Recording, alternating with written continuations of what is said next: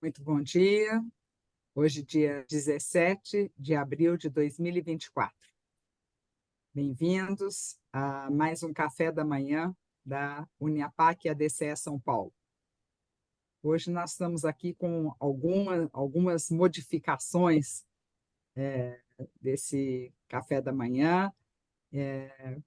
Já começamos o ano com um patrocinador ouro, a Promaflex, que vai nos acompanhar durante esse ano todo, nos ajudando a divulgar boas marcas, né? Vocês também são convidados a estar conosco como patrocinadores, como apoiadores, e a Promaflex, empresa do nosso associado Marcos Velletri, e é a maior fabricante de filmes de proteção de superfície da América Latina. É a pioneira na produção de soluções inovadoras para mercados diversos, que incluem setores como construção civil, automobilismo, siderúrgico, moveleiro, de eletrônicos, entre outros. Um player internacional cujos produtos são desenvolvidos com base em pesquisa de alta tecnologia e sustentabilidade. Essa é a Promaflex. Muito obrigada, Marcos. Parabéns aí pelo trabalho que vocês realizam, cuidando das pessoas, protegendo os equipamentos e, principalmente, preservando a sustentabilidade. Nós já estamos aqui com um número bastante elevado de participantes e queremos agradecer o Dr. Marcelo Terra, que hoje estará conosco e que é o nosso convidado, que também foi convidado pelo Marcos Velletri. Então, foi uma junção aqui, né, de um apoiador, de um patrocinador, e depois o Eurico vai fazer a apresentação do Dr. Marcelo Terra. E Eurico, vocês devem estar estranhando, né? Uma das mudanças é essa. Hoje nós não estamos com o nosso presidente, que é o Adalberto. Estamos com o Eurico, que faz parte da nossa diretoria da ADCE São Paulo. Obrigada, Eurico, pela disponibilidade e que a gente possa aí trazer luz, né, doutor Marcelo, através aí dessas informações que hoje teremos sobre segurança jurídica. Mais uma vez, muito obrigada. Peço ao padre Valdeir que abra esse nosso encontro com as suas reflexões. Bom dia. Bom dia. Em nome do Pai, do Filho e do Espírito Santo. Amém. Amém. O Evangelho de São João. Naquele tempo, disse Jesus à multidão: Eu sou o pão da vida. Quem vem a mim não terá mais fome, e quem crê em mim nunca mais terá sede. Eu, porém, vos disse que vós me vistes, mas não acreditais. Todos os que o Pai me confia virão a mim, e quando vierem, não os afastarei.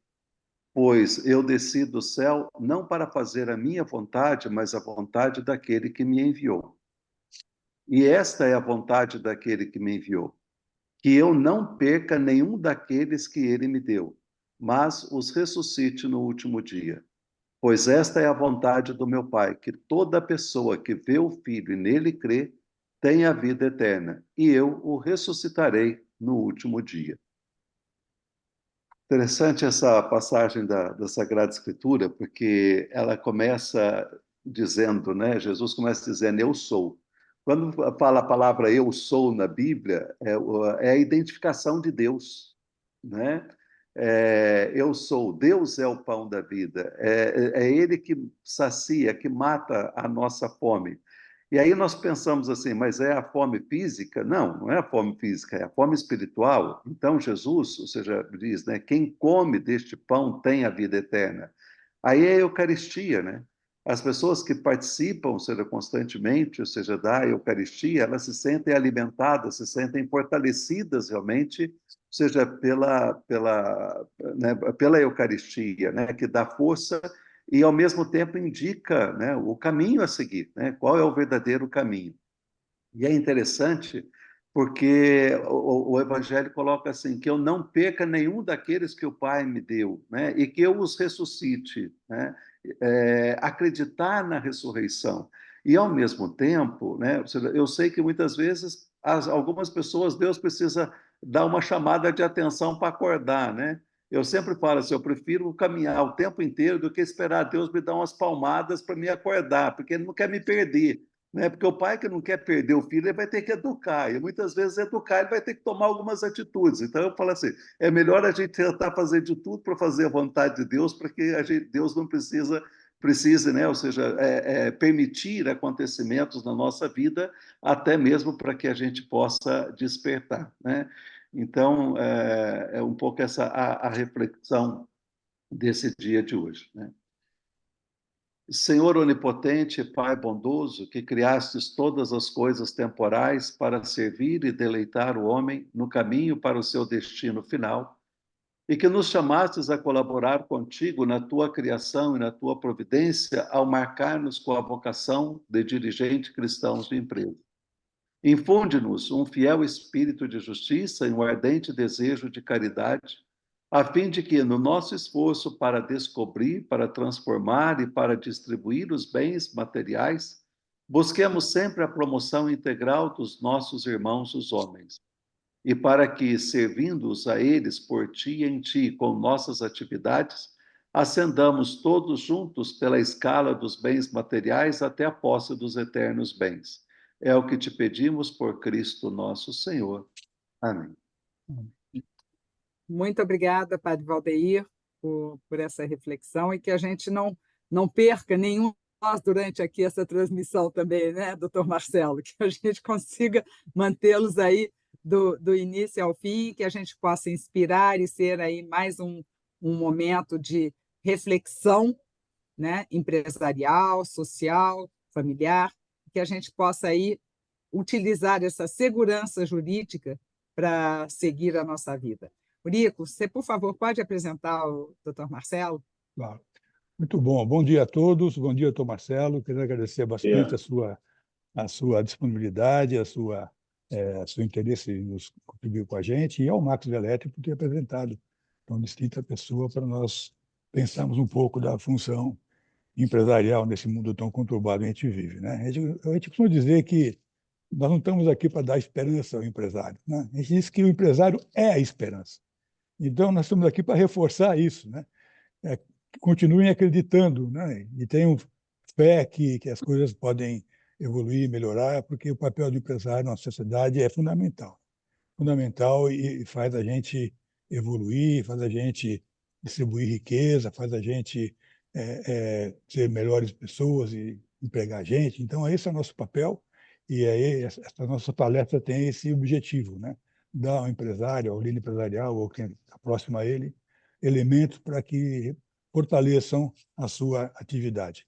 Dr. Marcelo Terra, graduado pela Faculdade de Direito da USP, é sócio da Duarte Garcia, Serra Neto e Terra. Aliás, esse seu escritório foi um dos que mais contratou jovens aprendizes do Crescer, né, que a gente apoia bastante. Me disse o Roberto Barros que foram mais de 80 aprendizes desde 2001. Parabéns pela atitude, parabéns pela contribuição com a nosso trabalho social. Ele é membro do Conselho Jurídico do Secov São Paulo e fundador do curso de especialização em Direito Imobiliário Empresarial. Vencedor do Prêmio Master Imobiliário na categoria Consultoria Jurídica. Reconhecido na área de Direito Imobiliário pelos guias internacionais Chambers Brasil, na categoria Star Individuals. Também é entre os The Legal 500, na categoria Hall of Fame.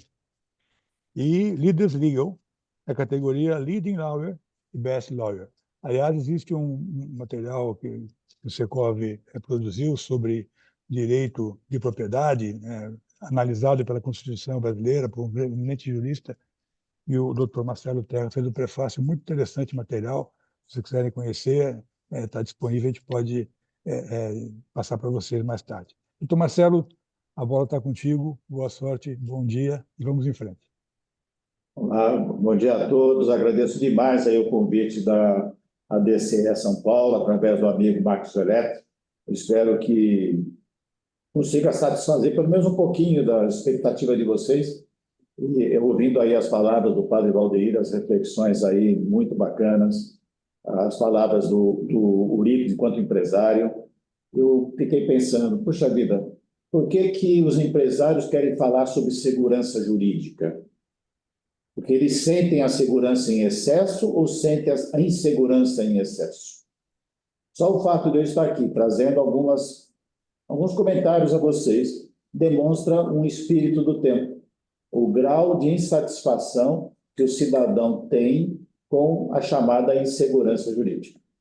Isso é um sinal dos tempos. Não é exclusivo de hoje, obviamente, mas é um sinal muito presente atualmente. Basta lermos aí os editoriais, os principais jornais do país, continuadamente, várias vezes, o editorial aborda o tema insegurança jurídica.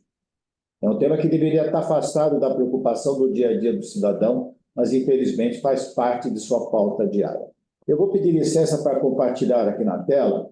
É um roteiro de ideias, de exposição, é quase que uma cola do que eu vou falar. Esse material pode estar disponível à associação para distribuição aí aos associados, viu, Gigi? Agradeço também a Gigi aí a participação e o convite. Doutor Marcelo, eu vou aproveitar para fazer uma pergunta aqui. Claro. Nós estamos gravando essa apresentação.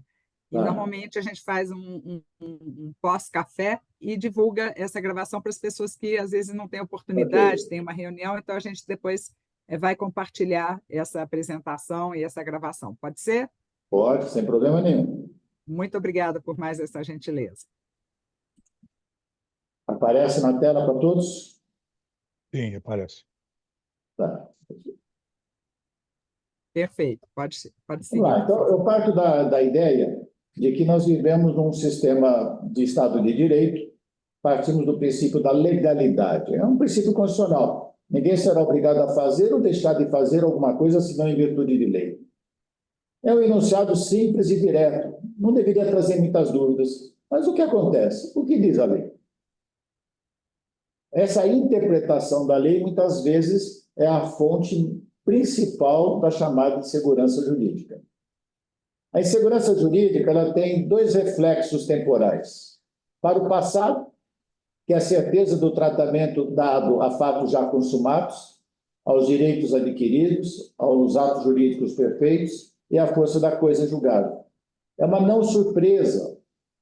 Essa não surpresa é fundamental para a segurança jurídica. O cidadão tem que saber que o passado é passado e está assegurado. Eu vou avançar um pouquinho, viu, Gigi, pessoal? São muitas telas, eu vou tentar fazer chamadas principais, depois, havendo tempo, eu volto a algum item que seja de maior interesse de vocês aí pelo chat. A condução é sua, doutor Marcelo, da maneira que achar melhor. Ok, você só me avisa, por favor, a questão do tempo, tá? Eu só tenho um compromisso ao meio-dia, não tem problema nenhum. Bom, alguns aqui acho que têm compromisso antes. A nossa proposta é terminar às 9 horas. Vamos lá. Tá bom, então. E vamos ter debates, né? Tá bom. No final, se o senhor puder deixar um espaçozinho para a gente poder responder as perguntas, agradeço. Tá ótimo. Então, eu falei a previsibilidade em relação ao passado e a previsibilidade em relação ao futuro. O futuro é o sentimento, efetivamente, de previsibilidade quanto aos efeitos jurídicos decorrentes da atividade humana. O homem age em qualquer aspecto da sua vida pessoal e, ao agir, ele sabe as consequências do seu agir. Ele sabendo e essa consequência se concretizando tal como inicialmente imaginado, ele vive num sistema de um ordenamento jurídico de segurança. Quando essa expectativa é, por alguma razão, não concretizada, estamos num ambiente de insegurança.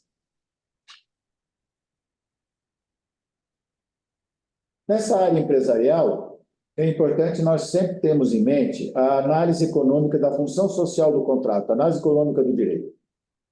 E realizada a partir da doutrina da análise econômica do direito, permite-se perceber o papel institucional e social que o direito contratual pode oferecer, qual seja a segurança e previsibilidade em todas as relações econômicas e sociais. Existe no mundo jurídico uma expressão latina que todos conhecem, pacta sunt servanda, vale dizer, o contrato vale entre as partes. O contrato tem força coativa, o contrato tem força obrigatória. Esse princípio de um sistema liberal, há muito tempo ele vem sendo atacado, por várias razões. Mas ele tem força ainda, nós não podemos abrir mão dessa força. A força coativa de um contrato, isto é, as partes se obrigaram e o contrato vale como regra, esta deve ser a regra e não a exceção, é o que permite a tranquilidade e a estabilidade das relações jurídicas e, via de consequência, permite a estabilidade das relações sociais. Portanto, facilmente a gente percebe que a força vinculante do contrato é motivo causador da estabilidade social. Por isso que nós podemos dizer que o contrato tem uma função social, que é garantir essa estabilidade. Essa estabilidade é fundamental para o equilíbrio entre oportunidades e riscos. Fator segurança jurídica é esse elemento fundamental. Toda atividade tem oportunidades e tem riscos. Esta avaliação é feita pelas partes contratantes. E esta avaliação, elas podem até errar, obviamente, mas se elas tiverem esse norte da segurança jurídica, da previsibilidade, nós teremos um elemento fundamental de equilíbrio. E por que nós vivemos num mundo de insegurança jurídica? Isso não é exclusivo do Brasil, obviamente, né? Onde tem ser humano, nós teremos essas questões. Eu entendo que a maior fonte da insegurança jurídica é a incorreta interpretação do texto legal. Eu abri a nossa conversa de hoje falando, né? Ninguém é obrigado a fazer ou deixar de fazer, senão em virtude de lei. Mas o que diz a lei? A lei, nós temos a lei escrita e temos a lei interpretada. Há um dito popular, né, que todos conhecem, aos amigos tudo, aos inimigos a lei. Hoje em dia, por força de toda essa ginástica interpretativa que nós vivemos, eu tenho um contraditado, fazendo aqui um paralelo aí do Milor Fernandes, é um contraditado. Aos amigos tudo, aos inimigos a interpretação da lei. Porque se eu dou aos inimigos a interpretação da lei, eu vou causar surpresas ao meu inimigo. Eu vou deixá-lo fragilizado. E essa insegurança que decorre dessa interpretação, ela tem como causa também essa dificuldade de interpretação, a complexidade, a obscuridade, a indeterminação, a instabilidade, a descontinuidade do ordenamento jurídico. A lei é feita pelo homem, o homem é um ser imperfeito. Nem toda lei é perfeita, obviamente, no seu objetivo, na sua redação. Muitas vezes, no nosso dia a dia pessoal, nós queremos transmitir ao papel uma ideia e, ao transmitirmos, escrevemos de uma forma que dá margem a uma interpretação distorcida. Isso é o que vivemos no mundo jurídico. E essa insegurança jurídica é diretamente proporcional à possibilidade de decisões judiciais se fundamentarem em princípios abstratos ou extremamente abstratos. Há uma inflação normativa, e essa inflação normativa gera, obviamente, a possibilidade de contradições. Eu vou dar um exemplo, que é muito frequente no meu dia a dia profissional, né, pelo que o Rico falou aí da minha atividade. Vou pegar o exemplo da cidade de São Paulo, maior cidade do país, a questão de zoneamento. O que nós podemos construir em determinado lote de terreno? É uma pergunta simples que deveria merecer uma resposta igualmente singela. Mas nós temos uma absoluta inflação normativa, urbanística, ambiental, de toda a natureza na cidade de São Paulo, isso vale para várias outras cidades. Nós temos a necessidade de uma análise integrada de diversas legislações.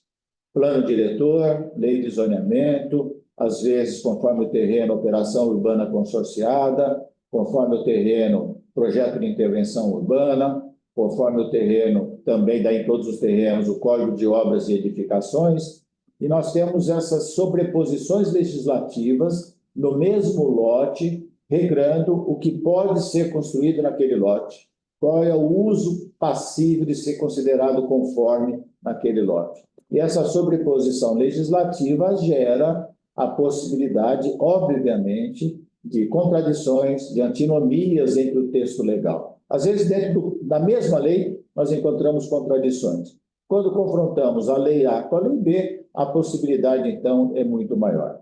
E essa inflação normativa, essa sobreposição legislativa leva, obviamente, a uma insegurança jurídica. Por quê? Aquela pergunta simples: o que pode ser construído nesse terreno? Qual é o uso considerado conforme pela legislação?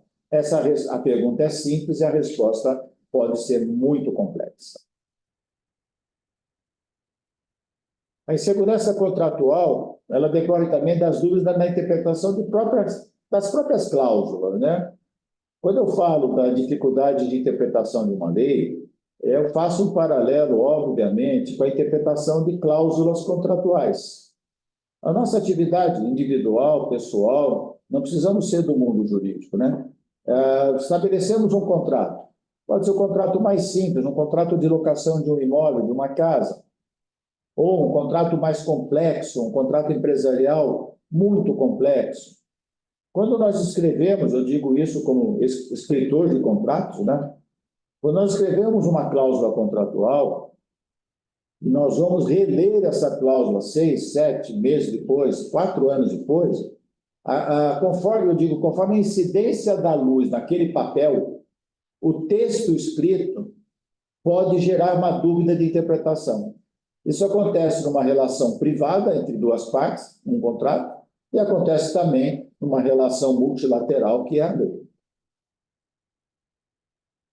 E quando nós trabalhamos na interpretação, nós vamos ver daqui a pouquinho, né, de regras e princípios, nós vamos ter hoje, já há algum tempo no Brasil, um conceito muito amplo de um norte através de princípios e conteúdos indeterminados. Por exemplo, dá um exemplo. Conteúdo, direito de propriedade é um princípio, o princípio da dignidade humana, princípio da segurança jurídica, princípio da razoabilidade, princípio da proporcionalidade. Esses princípios, eles não são cláusulas fechadas, são princípios abertos. E esses princípios abertos têm uma grande vantagem e um risco, né? A grande vantagem, eles são que nem prédios numa região de terremoto, feitos com tecnologia adequada. Aconteceu agora, tivemos recentemente um problema que aconteceu em Taiwan, em que só não foi maior porque os prédios estavam já protegidos para o terremoto. Ele tem flexibilidade, ele se adequa àquela situação do dia, ele não quebra a qualquer tremor. Então, é uma grande vantagem do princípio aberto, ele não quebra diante de qualquer temor. Qual é a desvantagem? Ele pode variar conforme o sabor do vento. Isso gera a insegurança. Então, nós temos na estruturação do ordenamento jurídico, nós temos regras, que é o direito positivo, que nós chamamos de direito posto, né? Então, eu abro o Código Civil, eu sei ali o que eu vou, o que eu leio, o que eu consigo interpretar e saber o que está dizendo a regra. Então, é uma descrição entre é uma avaliação entre a descrição normativa e os fatos. Um exemplo muito singelo. Se eu tenho na cidade de São Paulo determinado terreno, numa zona eixo, que a lei fala, aqui o coeficiente máximo de aproveitamento é igual a 4, essa é uma regra de fácil entendimento. De fácil entendimento. Obviamente, conforme o terreno, pode ser que eu não consiga atingir o coeficiente 4 por umas questões de projeto, mas eu sei que aquele é o coeficiente máximo. Quando eu saio das regras e vou para os princípios, que incorporam exigências das justiças de valor, são normas finalísticas, demandam uma avaliação da situação entre o estado de coisas a ser promovido e os efeitos da conduta. Por exemplo, princípio genérico, proteção do meio ambiente. Ninguém é contra o princípio da proteção do meio ambiente, obviamente, mas uma regra genérica aberta como proteção do meio ambiente, quando nós descemos ao caso concreto, pode ser que o princípio genérico afaste a aplicação concreta de um texto legal expresso. Aí gera um conflito e esse conflito gera insegurança. Caso a caso, isso faz parte do nosso dia a dia de interpretação. Caso a caso, se escolherá a interpretação mais adequada à finalidade, à racionalidade, à principiologia e à lógica constitucional. Existe o que nós chamamos de ponderação entre princípios em cada caso concreto.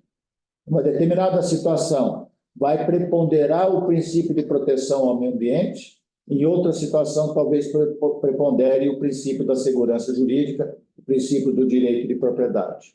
Essa é uma análise efetuada a caso. E, obviamente, se eu caio na necessidade de uma ponderação caso a caso, eu gero a possibilidade de interpretações divergentes conforme o caso concreto. Então, nós vivemos aí um sistema, um conflito entre normas rígidas, sistema fechado, e normas flexíveis. A doutrina diz que a segurança jurídica decorre do princípio da dignidade humana, que é também outro princípio bastante aberto.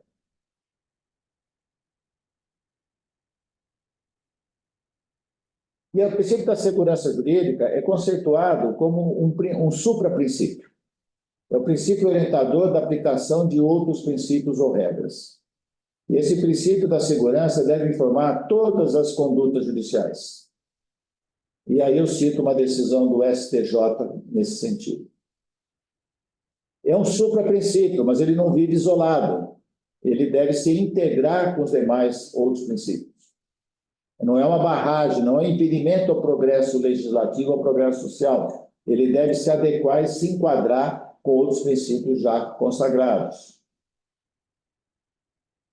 Na Constituição brasileira, trago aqui alguns exemplos de dispositivos constitucionais. O direito individual ao lado dos direitos à vida, à liberdade, à igualdade, à propriedade. O princípio do devido processo legal. Da inafastabilidade do controle jurisdicional. Da submissão dos poderes públicos aos princípios da legalidade, impessoalidade, moralidade, publicidade, motivação, todos lá no artigo 37. Respeito ao ato jurídico, da coisa julgada, respeito ao direito adquirido. São alguns exemplos do texto constitucional que tem como objetivo esse supraprincípio da segurança jurídica. Ele não está expresso em qualquer artigo determinado da Constituição Federal, mas ele permeia toda a nossa Carta Constitucional, é um princípio implícito decorrente do próprio Estado de Direito.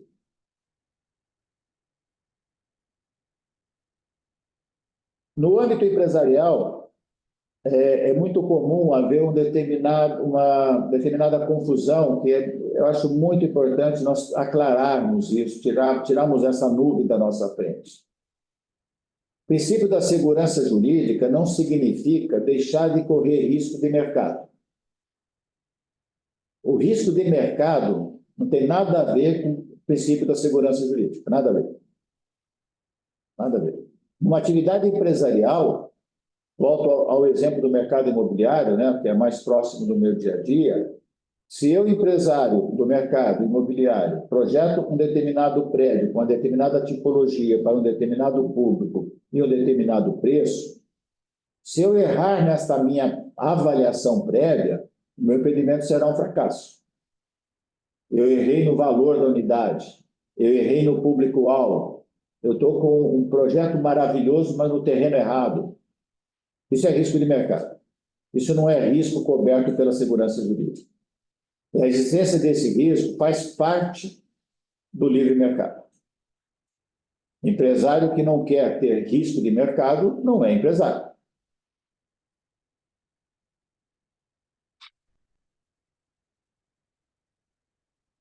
Alguns exemplos no Supremo Tribunal Federal sobre segurança jurídica, né? Primeiro ali, o poder da administração revogar seus atos anteriores. É um princípio jurídico de que, se a administração pública errar, ela tem o direito de revisar. Ela tem o direito de autorrevogar o seu ato anterior.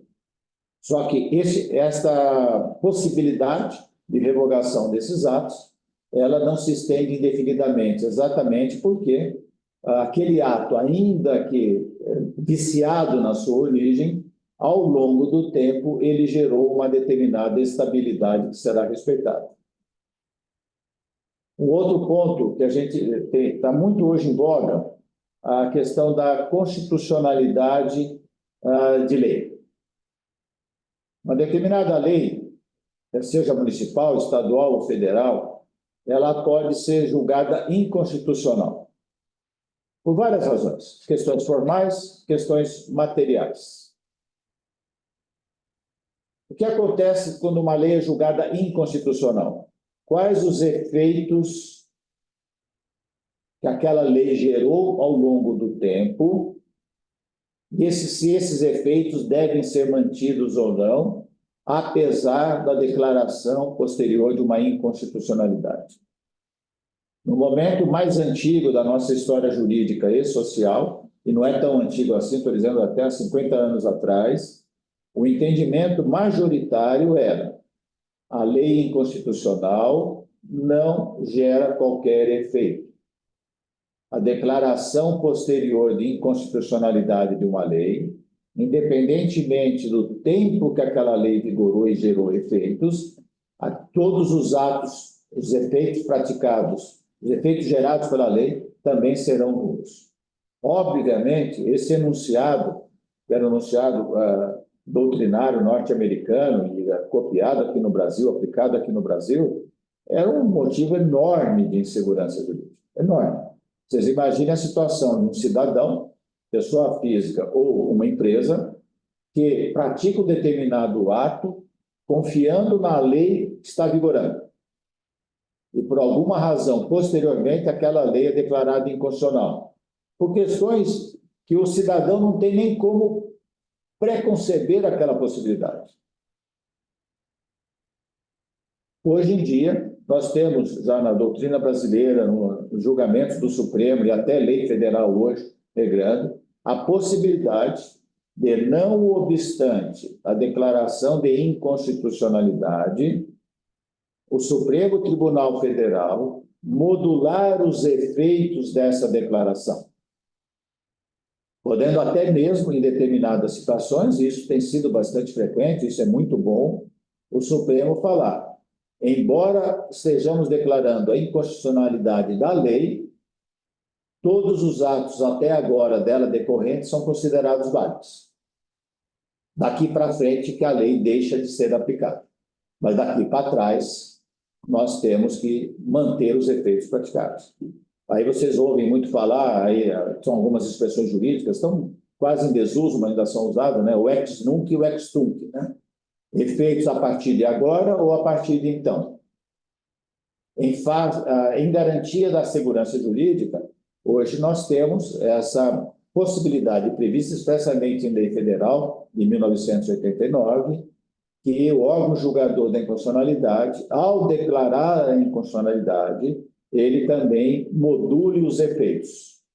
Ou é a partir de agora, ou a partir de então, ou a partir de algum momento no passado, e não necessariamente a partir da própria edição da lei.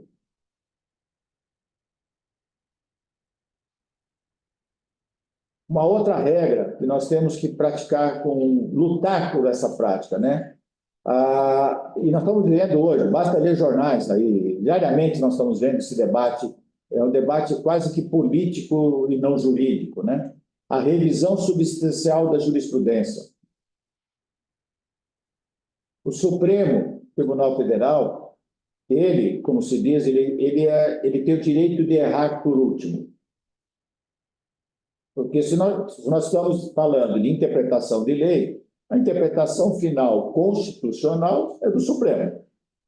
Acima dele não temos mais ninguém. Então, o que se diz é o Supremo tem o direito de errar por último. Ele erra, obviamente que erra. É um ato humano. Ele erra. Qual é o problema que está colocado aqui? A revisão substancial da jurisprudência, sem entrar na valoração do certo e do errado. Isso é muito subjetivo. Estamos vendo agora o debate da questão da mudança da competência do foro por prerrogativa de função ou foro privilegiado. há 2, 3 anos atrás, o Supremo Tribunal Federal tomou uma determinada diretriz. O Supremo não é competente para julgar pessoas que não estejam mais na função pública. E agora, o Supremo está formando uma maioria, o julgamento ainda não terminou, salvo engano da minha parte, para mudar essa orientação. E dizendo, se o ato foi praticado no exercício da função pública, o Supremo é competente para julgar, ainda que aquele agente não esteja mais em função pública. Em dois anos está mudando essa jurisprudência. Isso é saudável? Não. Tem que haver uma estabilidade. Não significa que o erro não possa ser corrigido. Possa haver uma mudança de interpretação, obviamente. É natural. Os tempos mudam. As interpretações também mudam.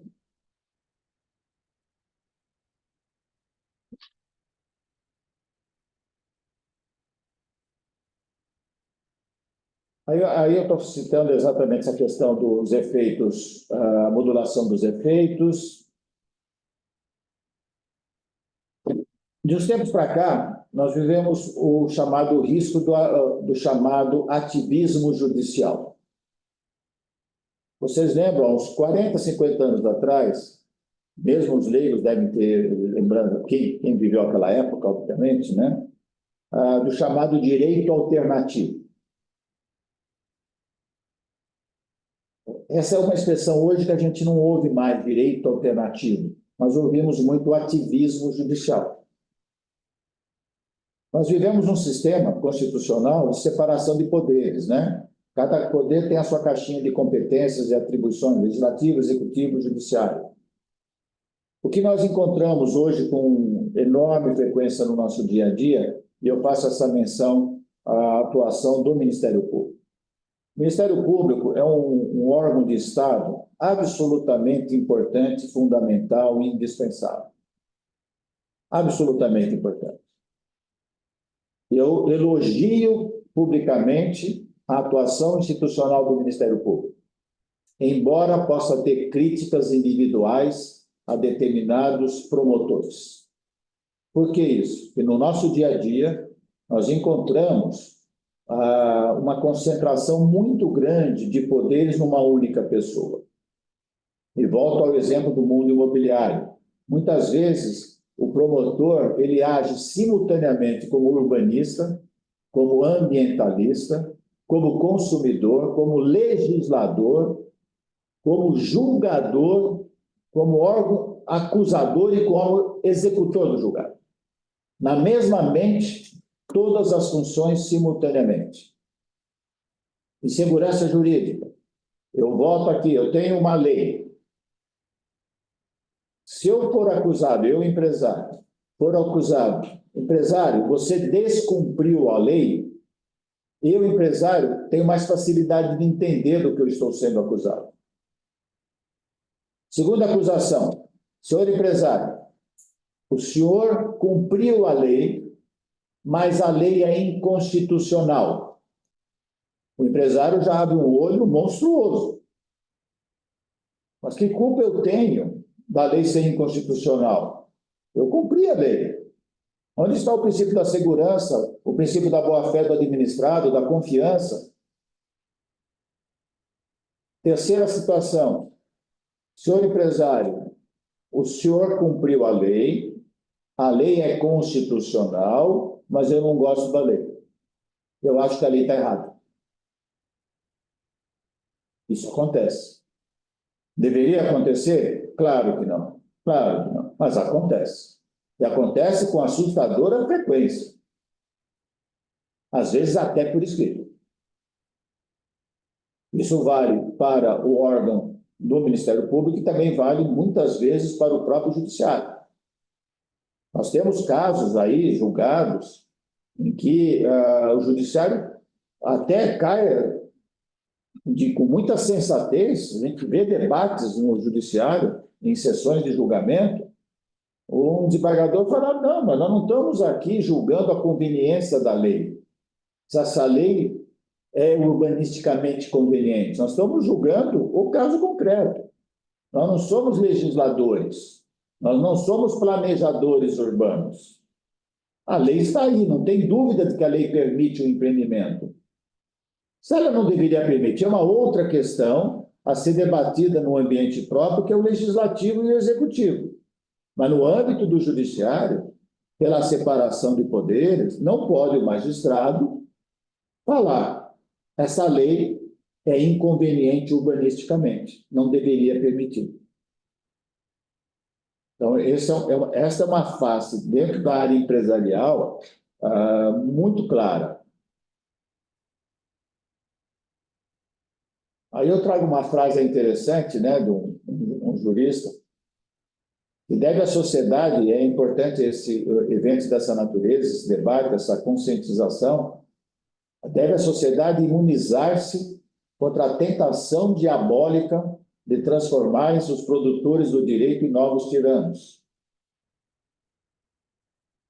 O ativismo judiciário pode ser um grande erro e vem muito como uma consequência de teorias, como, por exemplo, do neoconstitucionalismo, que defende o agir expansivo do Poder Judiciário.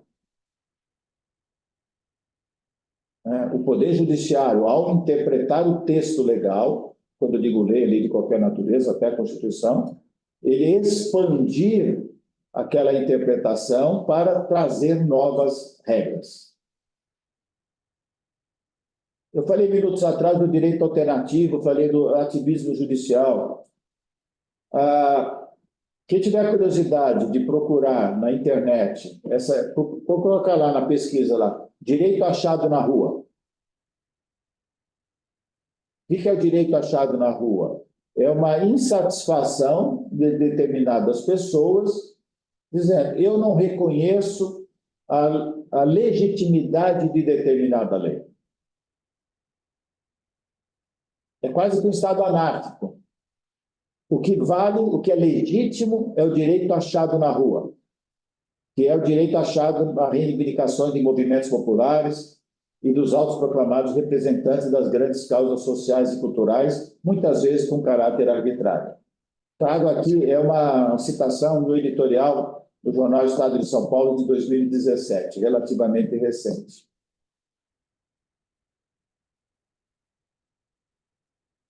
E essa insegurança também decorre da dificuldade, e nós temos que lutar contra isso, que o próprio funcionalismo público tem na atuação.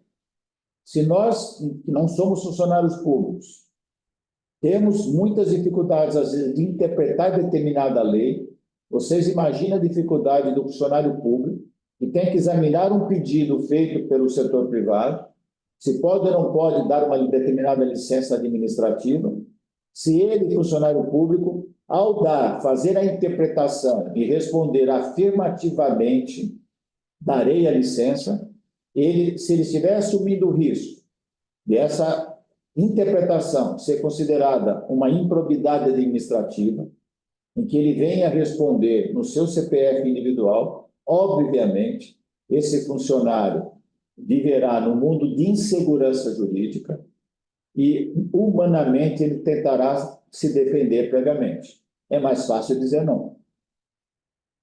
É mais fácil negar o pedido.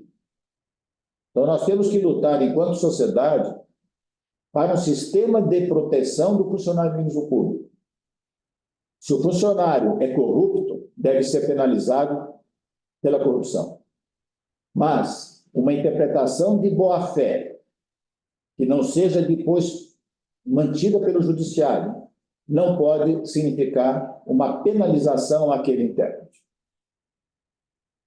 Nós ouvimos no dia a dia, muitas vezes, o funcionário falar: por favor, entra com mandado de segurança, me traga uma liminar dizendo que eu estou errado, que eu emito a licença. Daí eu estou a salvo de qualquer alegação futura de alguém de improbidade administrativa.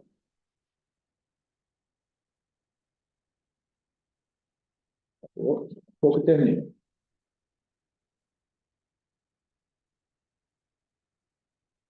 O risco da ditadura do judiciário, a Babel interpretativa, é tudo isso que eu tenho falado. A indevida interferência do Poder Judiciário na força vinculativa e vinculante dos contratos. Trago aqui um artigo dessa semana, do Marcos Lisboa, economista Marcos Lisboa, conhecido certamente por todos, né? Ele publicou esse artigo agora, no dia 14 de abril, na Folha de São Paulo. Ele fala sobre a indevida interferência do Poder Judiciário na força vinculante dos contratos, com essa interferência gerando efeitos difusos que prejudicam o restante da sociedade. Ele traz como exemplo, 2 exemplos, o que aconteceu anos atrás com a interpretação dada pelo Judiciário nos contratos de leasing, com a intenção, boa intenção, de proteção do consumidor de determinado risco cambial na época. Isso trouxe um prejuízo para quem era o credor. Isso acabou praticamente no Brasil com o contrato de leasing. E no nosso mercado imobiliário, a interpretação que hoje se dá por muitos magistrados de que o comprador de um imóvel tem o direito de desistir da aquisição, mesmo sem motivo, rasgando aquele princípio que eu falei no começo do Pacta Sunt Servanda. Não quero mais comprar, toma de volta o teu imóvel e me restitua uma boa parte do que eu lhe paguei. O Marcos Lisboa, como economista, ele cita este exemplo como uma indevida interferência.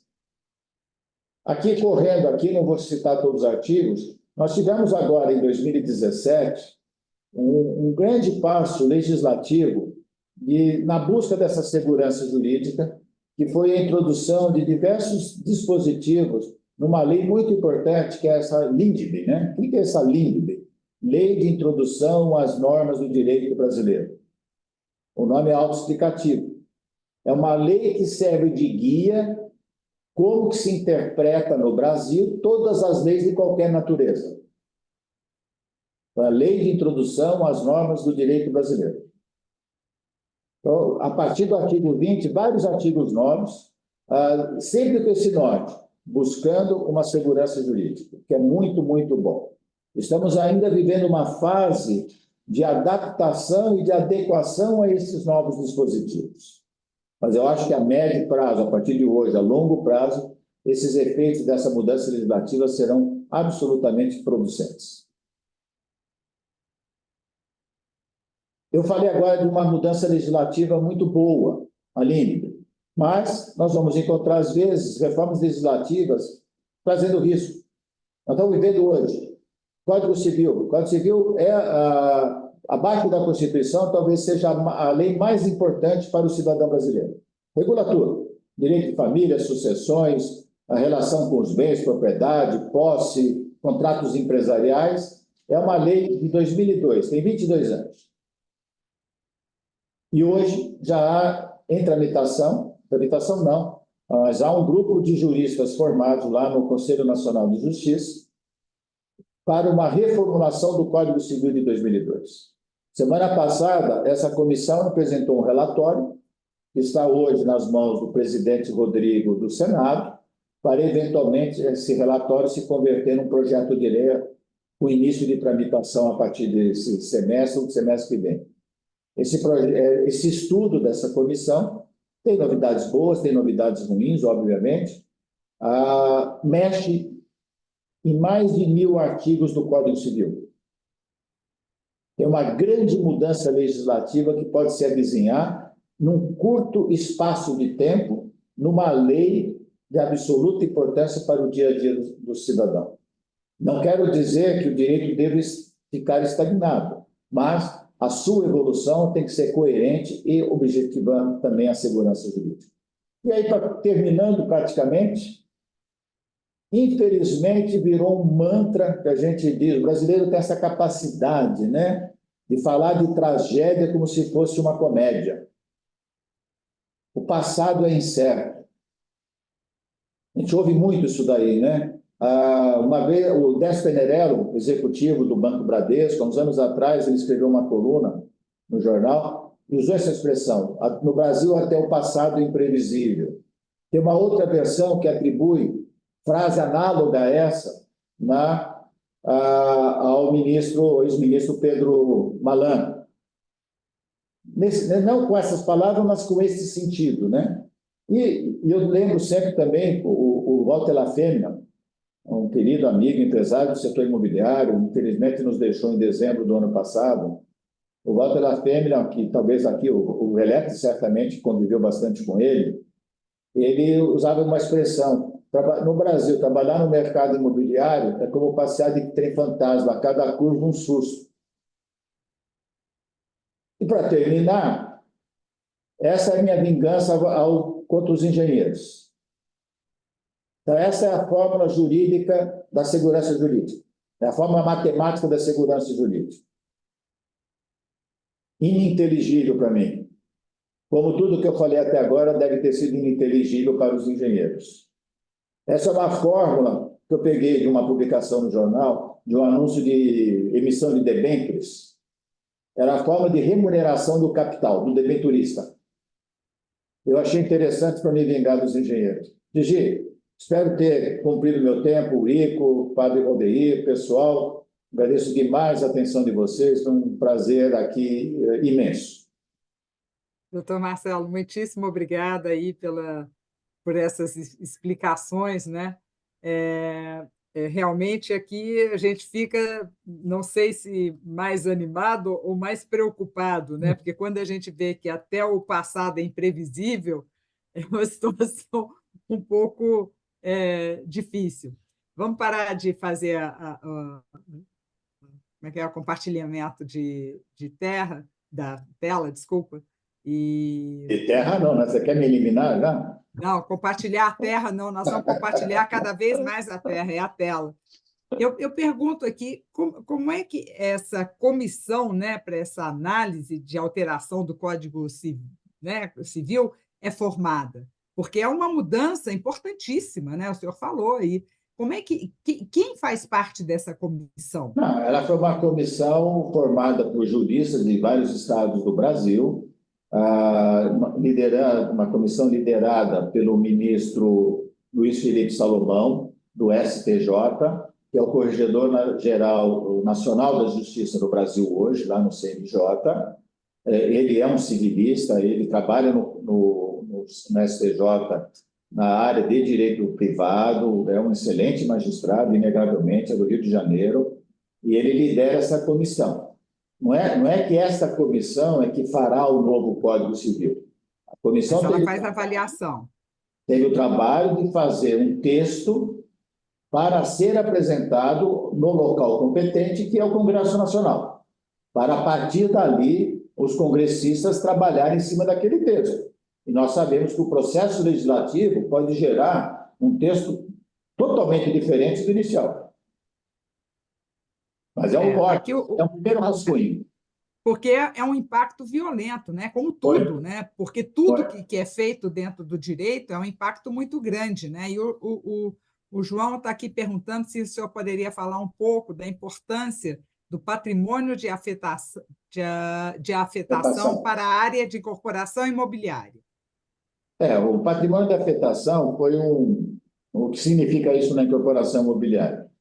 Aquele determinado empreendimento imobiliário, o terreno, os recursos, eles estão destinados a uma finalidade. Qual que é a finalidade?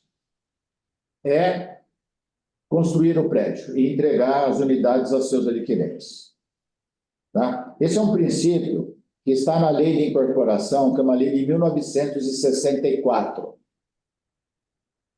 Esse princípio, que está lá na Lei de Incorporação de 64, é que permitiu que, quando nós tivemos a crise da Empol em 94, foi uma crise nacional, né, a maior incorporadora da época, 750 obras em andamento.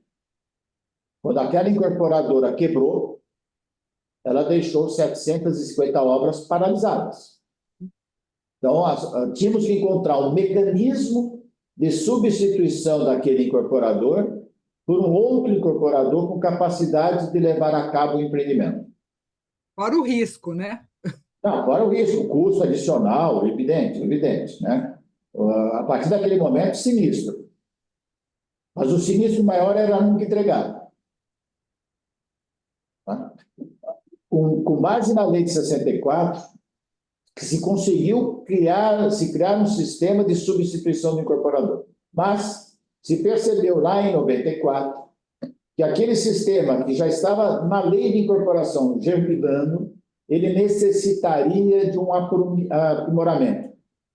Isso aconteceu em 2001, através de uma lei que expressamente batizou de patrimônio de afetação e criou uma série de regras de proteção ao incorporador, ao consumidor e ao próprio empreendimento. Isto é, na hipótese de algum sinistro que atinja a pessoa do incorporador, a lei hoje tem um mecanismo de substituição do incorporador e de proteção aos consumidores individualmente e ao empreendimento como um todo. Então, é muito, muito importante, efetivamente. Doutor Marcelo, aquilo que a gente fala, né?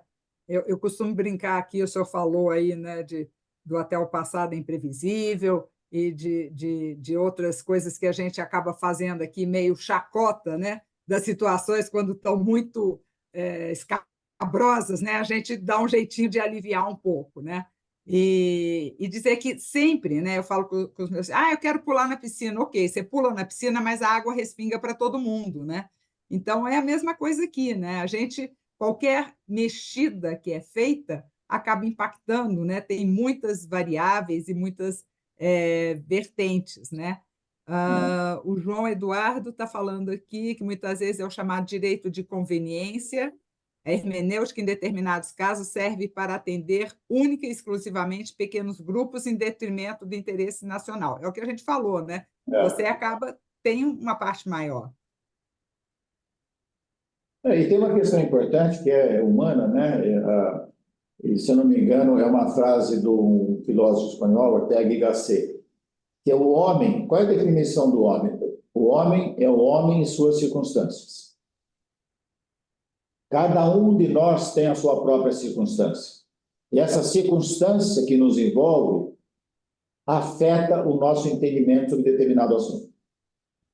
Isso é natural. Só que, em termos de sociedade, nós temos que encontrar um equilíbrio. Pois é o que a gente fala aqui muito, doutor Marcelo, sobre o bem comum, né? Ele não pode estar, o bem individual, né? A vantagem, o privilégio individual não pode estar acima do bem comum. Então, a gente tem que realmente ter este olhar mais amplo, né? E é isso que o direito faz. Nós estamos aí chegando no tempo final, infelizmente, passou tudo muito rápido, doutor Marcelo, e agradecer aí mais uma vez o apoio da Promaflex, a indicação do Marcos Velletri, né? Do doutor Marcelo, muito obrigada, Marcos, a participação aqui do Rico, que é o nosso diretor aqui da DCE São Paulo, e pedir aí não sei se o senhor teria mais alguma consideração a ser feita, doutor Marcelo, depois eu pediria ao padre Valdeir que nos dê uma bênção para a gente caminhar aí o dia sob a luz da sua inspiração, doutor Marcelo, para seguir fazendo as coisas de uma maneira correta e levando em consideração o bem comum. Não, nada a acrescentar, eu gostaria muito de receber a bênção agora do padre Valdeir. Marcelo, tem uma passagem no Mateus capítulo 5, quando Jesus fala que tem os 10 mandamentos, e ele diz que ele veio para dar pleno cumprimento aos 10 mandamentos, né? E quando fala não matar, Jesus diz assim, né? Se você chama teu irmão de louco, de burro, de ignorante, você já se tornou um assassino. Porque o não matar estava ligado simplesmente com o aspecto físico e não estava ligado com o aspecto psíquico. E Jesus vem e coloca o homem por inteiro, tanto no aspecto físico quanto no aspecto psíquico, né? Ou seja, então, a partir de uma lei, a gente sempre sabe que existem diversos desmembramentos, né? E hoje, aquilo que você colocava, muitas vezes os desmembramentos dessa lei acabam indo para os interesses particulares, né? Que é um grande problema quando a gente puxa as coisas pelo lado particular e deixa e esquece, né? Ou seja, que o mais importante é criar situações para que toda a sociedade possa viver realmente em paz e em harmonia, né? Então, parabéns pela sua exposição, né? e que Deus realmente continue iluminando o seu trabalho, né, dando forças aí, que o Senhor possa nos ajudar cada vez mais, né, com toda a sua experiência, a buscar essa paz, né, principalmente nesses desmembramentos que são os grandes desafios, né? Rezemos então a oração do Pai Nosso e depois a bênção. Pai nosso que estais no céu, santificado seja o vosso nome, venha a nós o vosso reino, seja feita a vossa vontade, assim na terra como no céu. O pão nosso de cada dia nos dai hoje, perdoai as nossas ofensas, assim como nós perdoamos a quem nos tem ofendido. E não nos deixeis cair em tentação, mas livrai-nos do mal. Amém. O Senhor esteja convosco, Ele está no meio de nós. Abençoe-vos o Deus Todo-Poderoso, Pai, Filho e Espírito Santo. Amém. Um grande abraço a todos, né, os que participaram, e que Deus continue sempre nos iluminando e nos dando força para continuar a nossa missão. Com Obrigada, justiça Padre e Valdeir. paz. Amém, amém. Obrigada, Obrigado, Urives. doutor Marcelo. Obrigado a todos, hein? Obrigado, bom dia, obrigado pelo convite. Bom dia a Muito todos. obrigada, agradecemos mais uma vez aí a Promaflex, o CIEE, a Zamar, CESUL, Capitalismo Consciente, Irota e o Crescer, uma instituição que o doutor Marcelo também nos auxilia aí, dando seu apoio jurídico. Um bom dia a todos, até o próximo café da manhã, se Deus quiser. Um abraço. Obrigado. Tchau.